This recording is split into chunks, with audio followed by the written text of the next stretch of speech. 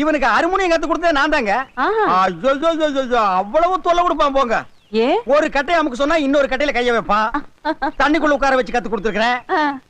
மலை மேல உட்கார வச்சு கத்து கொடுத்துருக்கேன். தண்டவாளத்துல உட்கார வச்சு கத்து கொடுத்துருக்கேன். சில சமயங்கள்ல மரத்து மேல கூட உட்கார வச்சு கத்து கொடுத்துருக்கேன். இவன் இசைக்கே நான் தாங்க குரு. அப்படியா? என்ன அப்படி கேட்டீங்க? என்கிட்ட வேடிக்கை பார்த்துட்டு இருந்த பையெல்லாம் மியூசிக் டைரக்டர் ஆகும்போது முறையா கத்துக்கிட்டு நான் ஆகக்கூடாதா? கண்டிப்பா. இசைக்கே நான் தாங்க மெயின். இவன் சும்மா துணை இசைங்க. போட அப்படி போய் நில்றா. ஒரு நிமிஷம், கொஞ்சம் தனியா பேசணும். தனியா தானே பேசணும். அந்த பாரு அங்க யாருமே இல்ல, போய் பேசிட்டு வா. இல்ல பிரதர், உங்களோட தான். என்னோட வா. என்னோட எதுக்கு? ஆமா வாங்க.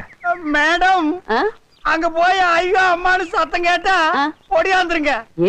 இது லண்டன்ல ரொம்ப நாள் இவனை பிரிஞ்சிருந்தனா ஏன்டா பிரிஞ்சான்னு 2 அப்பா அப்புனால அப்புவான்.